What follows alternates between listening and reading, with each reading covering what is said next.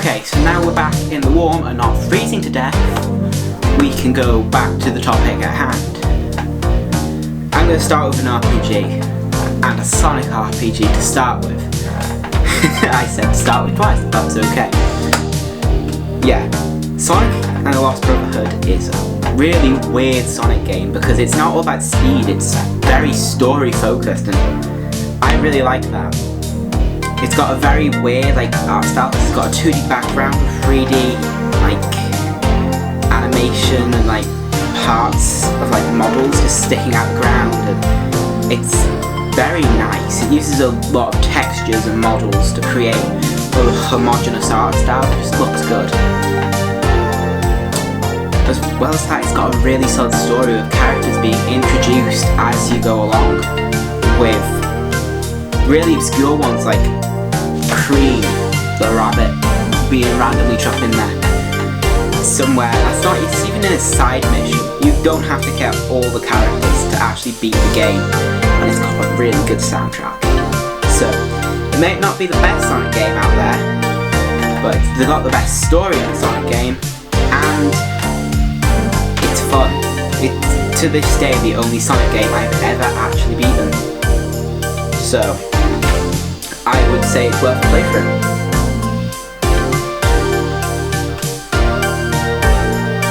Okay, next game I'm going to talk about is Transformers Decepticons. It's a little bit of a not as well known game, and you'd probably like it if you gave it a shot, because it's a mixture of 3D graphics and early 3D DS graphics and Grand Theft Auto, but then it's kind of family friendly. So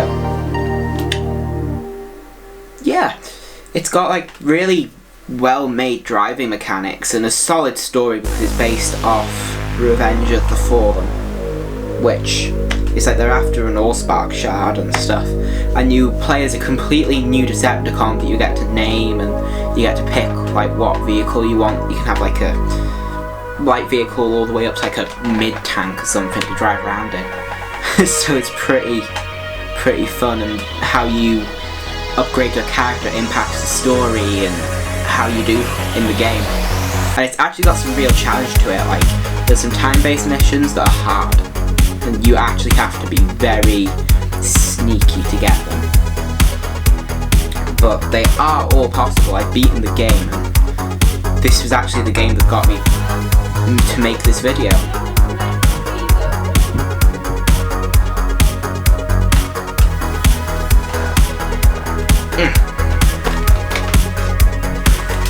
Okay, the next game I'm going to talk about is Transformers Decepticons, because I really like it, and it was a game that came from my childhood.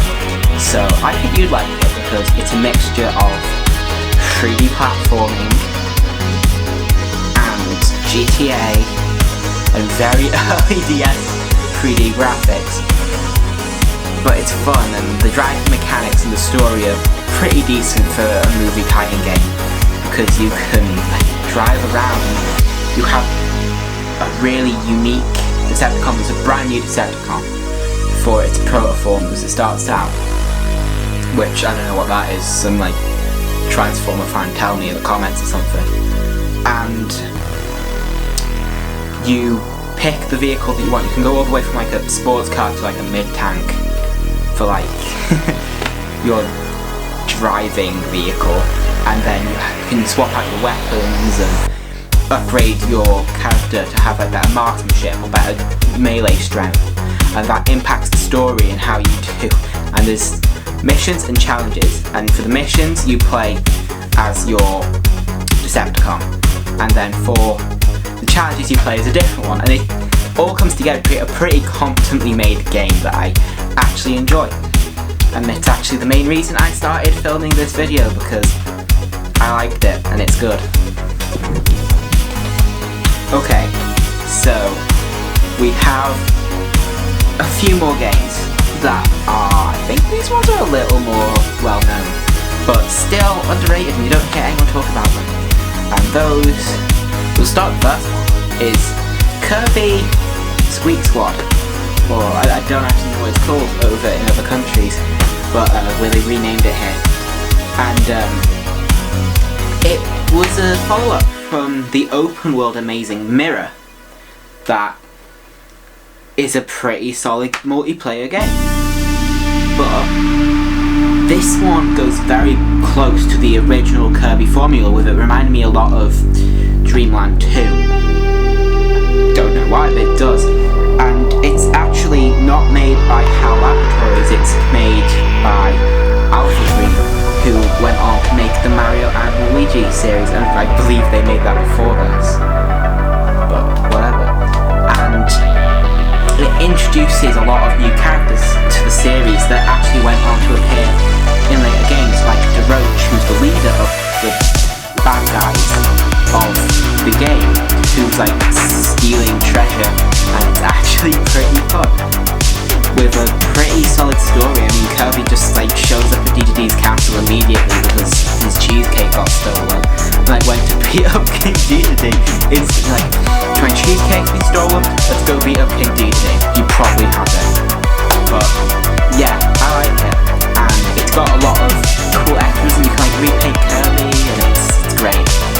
And if you come away and go and play one of these games, make it Sweet Squad, because you will not regret it. Honestly, it is a great game. I got it for Christmas one year. Yeah, I'd play it.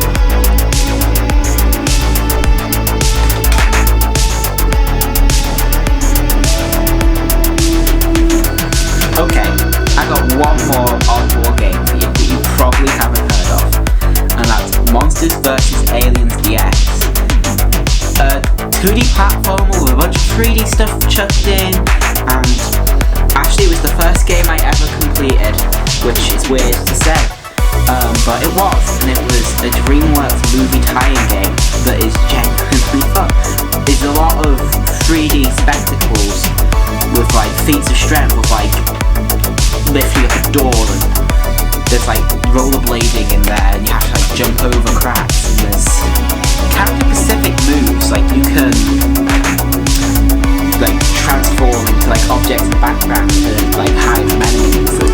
There's like other ways of just doing stuff, like you can lift massive doors and rollerblade, and let's bring this one up.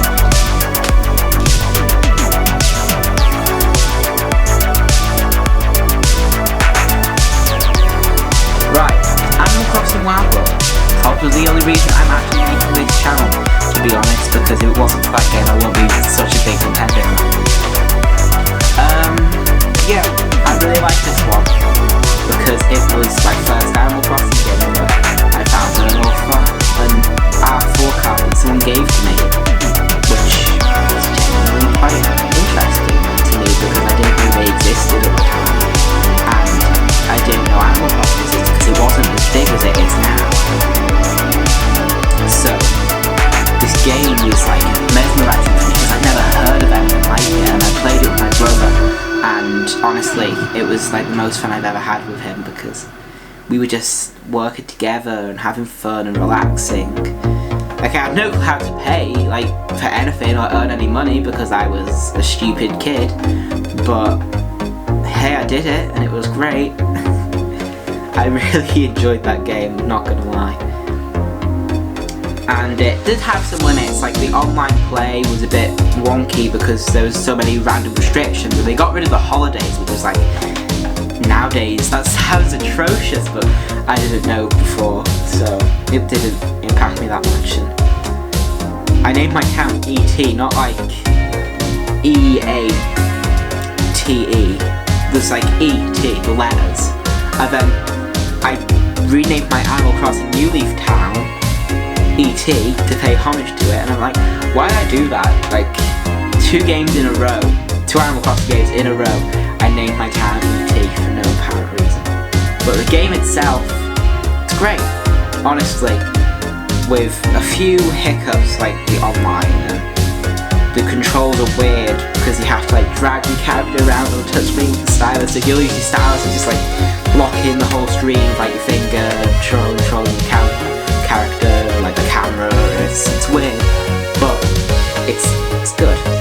enjoyed it. It does feel like a mainline Animal Crossing game, which is more than can be said for some other Animal Crossing games.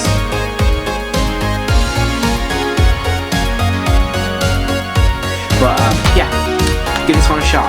You'll like it. Legend of Zelda Phantom Hourglass. This is like a direct follow-on from Wind Waker. Like, there's the massive ocean sea, and you get to like guide your boat round. And it follows the same art style. It's a precursor to Spirit Tracks, which is set like 1,000 years after. But I hear a lot of people talk about Spirit Tracks, but never Phantom Hourglass, which I think is weird because Phantom Hourglass is the better game, honestly. It's got really good dungeons. These dungeons are better than Breath of the Wild. And like, I'm not kidding, they really are. So yeah, that's probably my favourite thing about the game is the dungeons, but the exploration's really good, and the rubies feel like you're giving them at the right time to buy the right things, and the music is nice as well. It's I love that game. It's great, guys, it really is. So like, the biggest issue again, like Animal Crossing Wild World, is just the touch screen controls. Like, why did you do this? Aaron Newman was like, okay, right, so how can we make this game stand out? I know, we'll screw up the controls. What are you doing, dude? This game could have been one of the best Zelda games of all time, but you just screwed up the controls and now no one talks about it. Why? But there is a boating system that's a lot like, get this, Sonic's back in the discussion, Sonic Rush Adventure. They've both got about the same like ocean controls, only the Zelda one's better, obviously. But they both had the same, something was going on there. It's like when Nintendo comes up with an idea, and then the Sega team comes up with the idea at the same time they release it, like the transforming carts in Super Mario Kart 7 and Sonic Racing transform the same thing after there, same like gear-ish and everything, and it always makes Sonic team look bad because everyone's like, oh, Sonic team stole it. They just come up with the ideas. They're both very creative studios. But there you go. That was the list, guys. So tell me what your favourite underrated games are down in the comments. They don't have to be DS games, just underrated games, guys. Honestly, let's get a discussion going. I'll be in chat. I'll reply to stuff. Why not? Anyway, I will see you guys in the next video. Goodbye.